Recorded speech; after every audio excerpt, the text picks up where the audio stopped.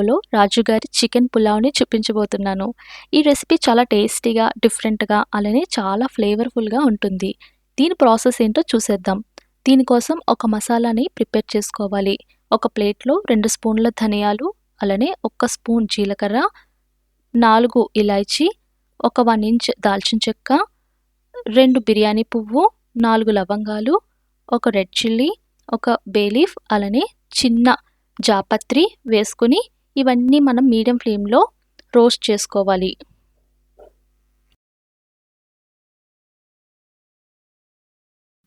ఈ మసాలాలన్నీ లో ఫ్లేమ్‌లో వేయించుకొని ఒక ప్లేట్‌లోకి తీసుకొని చల్లారనివ్వాలి. చల్లారిన తర్వాత మిక్సీ జార్‌లో వేసుకొని ఫైన్ పౌడర్ కింద దీన్ని ప్రిపేర్ చేసుకొని పక్కన పెట్టుకోవాలి. ఇప్పుడు ఒక కడాయిలో 3 టేబుల్ స్పూన్ ఆయిల్‌ని వేసుకొని హీట్ చేసుకోవాలి. హీట్ అయిన తర్వాత ఒక పెద్ద సైజులో ఉండే ఆనియన్‌ని పేస్ట్ కింద చేసుకొని ఆయిల్‌లో ఫ్రై చేసుకోవాలి. ఆనియన్ పేస్ట్ గోల్డెన్ కలర్‌లోకి వచ్చేంత వరకు ఈ విధంగా ఫ్రై చేసుకోవాలి. వన్స్ మనకి గోల్డెన్ కలర్‌లోకి టర్న్ అయిన తర్వాత దీంట్లోకి 400 గ్రామ్స్ చికెన్‌ని వేసుకుంటున్నాను. అయితే ఈ చికెన్‌లో ఒక పావు టీ స్పూన్ పసుపు, ఒక హాఫ్ టీ స్పూన్ సాల్ట్‌ని వేసుకొని కలుపుకొని 30 మినిట్స్ బిఫోరే పెట్టుకోవాలి. ఇలా మ్యారినేషన్ అయిన చికెన్‌ని ఈ ఆనియన్ పేస్ట్‌లో వేసుకొని 2 మినిట్స్ హై ఫ్లేమ్‌లో ఫ్రై చేసుకోవాలి. ఇలా హై ఫ్లేమ్‌లో 2 మినిట్స్ ఫ్రై చేసుకోవడం వల్ల చికెన్ అనేది బాగా రోస్ట్ అవుతుంది.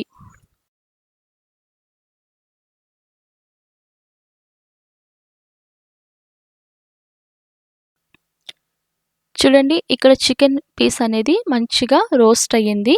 ఇప్పుడు ఇలా రోస్ట్ అయిన చికెన్‌లో అల్లం వెల్లుల్లి పేస్ట్‌ని ఒక స్పూన్ వేసుకొని ఫ్రై చేసుకోవాలి.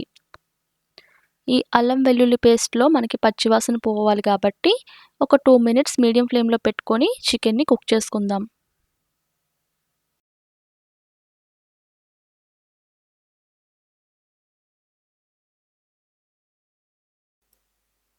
అల్లం వెల్లుల్లి పేస్ట్ కాస్త ఫ్రై అయిపోయిన తర్వాత చికెన్‌ని ఒకసారి ఇలా కలుపుకోవాలి. ఇప్పుడు ఇందులోకి ఆల్రెడీ ప్రిపేర్ చేసి పెట్టుకున్న మసాలా పొడిని వేసుకోవాలి. అలానే కారం ఒక 1 ½ టేబుల్ స్పూన్‌ని వేసుకోవాలి. సాల్ట్‌ని ఒక స్పూన్ యాడ్ చేసుకోవాలి. చికెన్ ఆల్రెడీ మ్యారినేషన్ అప్పుడు ఒక హాఫ్ స్పూన్ వేసుకున్నాము. అలానే చికెన్ కుక్ అవుతున్నప్పుడు ఒక 1 స్పూన్ వేసుకున్నాము. సో టోటల్ 1 ½ స్పూన్ చికెన్‌లో సాల్ట్ అనేది వేసుకొని ఇప్పుడు మరొక 10 మినిట్స్ చికెన్‌ని ఫ్రై చేసుకోవాలి. ఈ విధంగా చికెన్‌ని 10 మినిట్స్ వరకు లో ఫ్లేమ్‌లో రోస్ట్ చేసుకోవాలి. ఇప్పుడు ఈ చికెన్ అనేది మనకి 90% కుక్ అయిపోయింది. దీన్ని పక్కన పెట్టేసుకోవాలి. నెక్స్ట్ ఇప్పుడు 400 గ్రామ్స్ బాస్మతి రైస్‌ని 30 మినిట్స్ సోక్ చేసుకోవాలి. ఇప్పుడు ఒక కుక్కర్ తీసుకొని ఒక స్పూన్ ఘీ, 3 స్పూన్స్ ఆయిల్‌ని వేసుకొని హీట్ చేసుకోవాలి. ఆయిల్ కాస్త హీట్ అయిన తర్వాత ఇప్పుడు ఇందులోకి హోల్ గరం మసాలాని వేసుకోవాలి. ఇలా స్పైసెస్ అన్నీ వేసుకుని ఒక్క నిమిషం పాటు వీటిని ఫ్రై చేసుకోవాలి. ఇప్పుడు ఇందులోకి 2 స్పూన్స్ జీడిపప్పుని అలానే ఒక ఆనియన్ సన్నగా పొడవుగా కట్ చేసుకుని వేసుకోవాలి. ఇందులోకి పచ్చిమిర్చి ఒక 4 పొడవుగా కట్ చేసుకుని వేసుకోవాలి. అల్లం వెల్లుల్లి పేస్ట్ ఒక స్పూన్‌ని కూడా వేసుకొని ఫ్రై చేసుకోవాలి. ఇప్పుడు ఇందులోకి కొద్దిగా పుదీనాను కూడా వేసుకొని ఇవన్నీ కూడా గోల్డెన్ కలర్ వచ్చేంత వరకు ఫ్రై చేసుకోవాలి. ఇలా గోల్డెన్ కలర్‌లోకి టర్న్ అయిన తర్వాత సోక్ చేసుకున్న బాస్మతి రైస్‌ని వేసుకొని కలుపుకోవాలి. బాస్మతి రైస్ విరిగిపోకుండగా నిదానంగా కలుపుకోవాలి. అయితే ఈ పులావ్‌కి టేస్ట్ అనేది ఇలా రైస్‌ని ఫ్రై చేసుకోవడంలోనే వస్తుంది.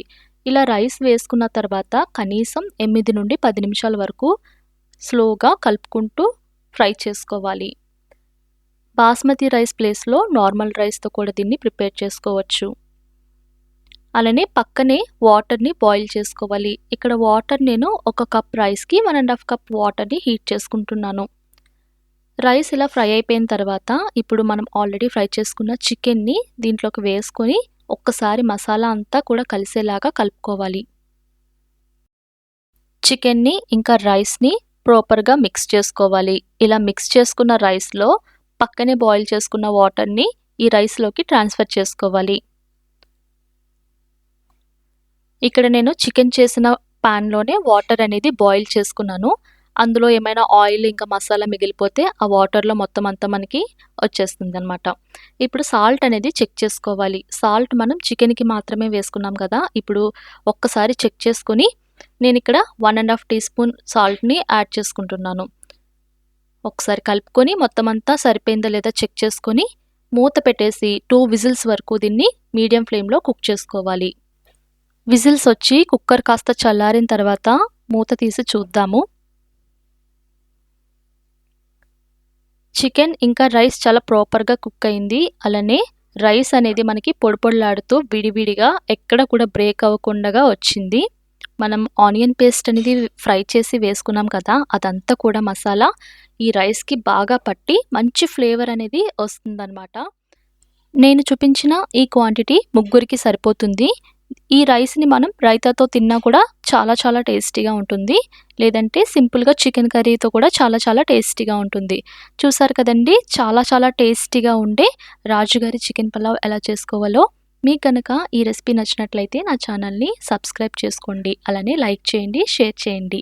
మరిన్ని వీడియోస్ కోసం పక్కనే ఉన్న బెల్ ఐకాన్‌ని ప్రెస్ చేయండి. Thank you.